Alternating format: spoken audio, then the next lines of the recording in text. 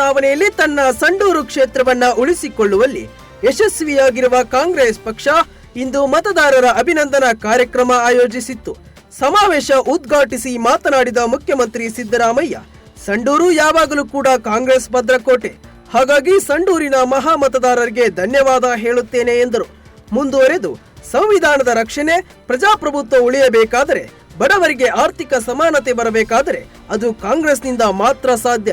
BJP ಇವೆಲ್ಲದರ ವಿರುದ್ಧವಾಗಿರುವ ಪಕ್ಷ ಎಂದು ಬಿಜೆಪಿ ವಿರುದ್ಧ ವಾಗ್ದಾಳಿ ನಡೆಸಿದರು. ಯಾವಾಗಲೂ ಕೂಡ ಕಾಂಗ್ರೆಸ್ಸಿನ ಭದ್ರಕೋಟೆ ಅಂತಕ್ಕಂಥದ್ದನ್ನು ಸಾಬೀತು ಮಾಡಿದ್ದೀವಿ.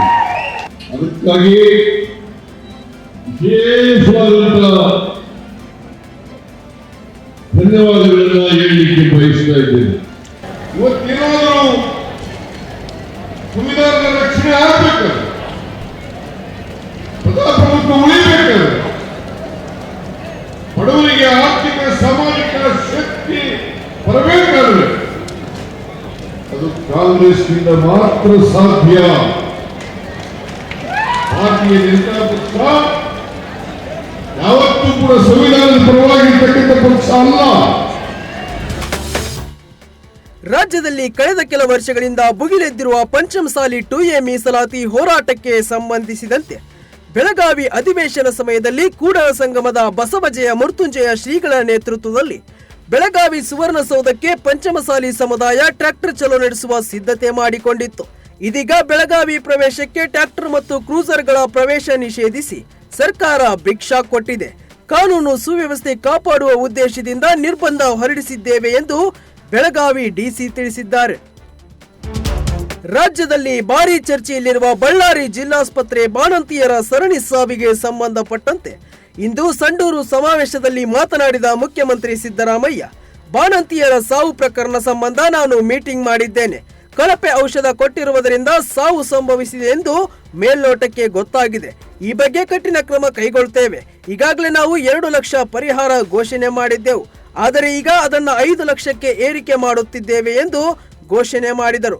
ಈ ನಡುವೆ ರಾಜ್ಯ ಸರ್ಕಾರ ಬಾಣಂತಿಯರ ಸರಣಿ ಸಾವಿನ ಪ್ರಕರಣಕ್ಕೆ ಸಂಬಂಧಿಸಿದಂತೆ ತನಿಖೆ ನಡೆಸಿ ವರದಿ ನೀಡಲು ಅಪರ ಮುಖ್ಯ ಕಾರ್ಯದರ್ಶಿ ಮತ್ತು ಅಭಿವೃದ್ಧಿ ಆಯುಕ್ತರ ಅಧ್ಯಕ್ಷತೆಯಲ್ಲಿ ವಿಶೇಷ ಸಮಿತಿಯನ್ನ ರಚಿಸಿದೆ.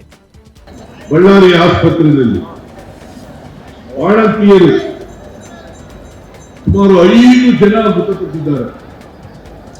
ನಾನು ಮೀಟಿಂಗ್ ಮಾಡಿದೆ. ಮೀಟಿಂಗ್ ಅಲ್ಲಿ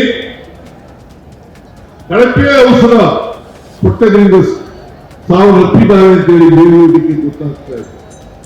ಅದಕ್ಕೆ ನಾನು 2 ಲಕ್ಷ ರೂಪಾಯಿಗಳನ್ನು ಕೊಡ್ತೇನೆ ಅಂತ ಹೇಳಿ 10 ಕುಟುಂಬಗಳಿಗೆ 2 ಲಕ್ಷ ರೂಪಾಯಿ ಕೊಡ್ತೇನೆ ಅಂತ ಹೇಳಿದ್ದೆ. ನಾನು ಇವರು ಕೇಳ್ತಾ ಇದ್ದೀನಿ, ಇನ್ನೂ ಹೆಚ್ಚು ಬೇಕು ಅಂತೇಳಿ ಅವರು ವಾರಸುದಾರರು ಕೇಳ್ತಾ ಇರೋದ್ರಿಂದ 5 ಲಕ್ಷ ರೂಪಾಯಿಗಳನ್ನ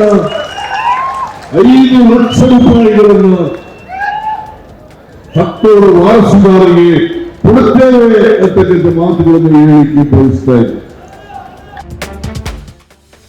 ಬಾರ್ಡರ್ ಗವಾಸ್ಕರ್ ಟ್ರೋಫಿಯ ಮೊದಲ ಪಂದ್ಯದಲ್ಲಿ ಅದ್ಭುತ ಗೆಲುವನ್ನ ಕಂಡಿದ್ದ ಭಾರತ ಅಡಿಲೇಡ್ ಅಂಗಳದ 2ನೇ ಪಂದ್ಯದಲ್ಲಿ 10 ವಿಕೆಟ್ಗಳ ಅಂತರದಿಂದ ಸೋಲನ್ನ ಕಂಡಿದೆ.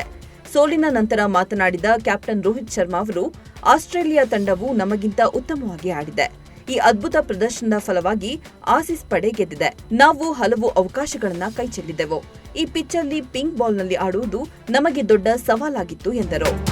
ಡಿಸೆಂಬರ್ 5ರಂದು ವಿಶ್ವಾದ್ಯಂತ ಅದ್ದೂರಿಯಾಗಿ ತೆರೆ ಕಂಡಿರುವ ಅಲ್ಲು ಅರ್ಜುನ್ ಮತ್ತು ರಶ್ಮಿಕಾ ಮಂದಣ್ಣ ನಟನೆಯ ಪುಷ್ಪ 2 ಸಿನಿಮಾ ನಿರೀಕ್ಷೆಯಂತೆ ಬಾಕ್ಸ್ ಆಫೀಸ್ನಲ್ಲಿ ಅಬ್ಬರಿಸುತ್ತಿದೆ.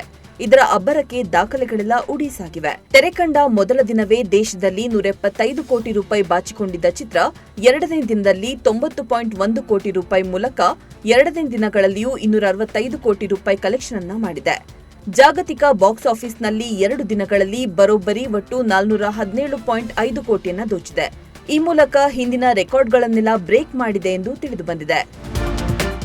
ಸಣ್ಣ ಮತ್ತು ಅತಿ ಸಣ್ಣ ರೈತರಿಗೆ ಆರ್ಬಿಐ ಸಿಹಿ ಸುದ್ದಿಯನ್ನ ನೀಡಿದೆ. ರೈತರಿಗೆ ನೀಡಲಾಗುವ ಅಡಮಾನ ರಹಿತ ಸಾಲದ ಮಿತಿಯನ್ನ 1.66 ಲಕ್ಷ ರೂಪಾಯಿಗಳಿಂದ 2 ಲಕ್ಷ ರೂಪಾಯಿಗೆ ಹೆಚ್ಚಿಸಿದೆ. ಹಣಕಾಸು ನೀತಿ ಸಮಿತಿ ಸಭೆ ನಂತರ ಮಾತನಾಡಿದ ಗವರ್ನರ್ ಶಕ್ತಿಕಾಂತ್ ದಾಸ್ ಅವರು ಕೃಷಿ ಒಳಸುರಿಗಳ ವೆಚ್ಚ ಹೆಚ್ಚಳ ಮತ್ತು ಒಟ್ಟಾರೆ ಹಣದುಬ್ಬರವನ್ನ ಗಣನೆಗೆ ತೆಗೆದುಕೊಂಡು ಮೇಲಾಧಾರ ರಹಿತ ಕೃಷಿ ಸಾಲಗಳ ಮಿತಿಯನ್ನ ಹೆಚ್ಚಿಸಲು ನಿರ್ಧರಿಸಲಾಗಿದೆ. ಇದು ಸಣ್ಣ ಮತ್ತು ಅತಿಸಣ್ಣ ರೈತರಿಗೆ ಮತ್ತಷ್ಟು ಸಾಲದ ಲಭ್ಯತೆಯನ್ನು ಒದಗಿಸುತ್ತದೆ ಎಂದಿದ್ದಾರೆ.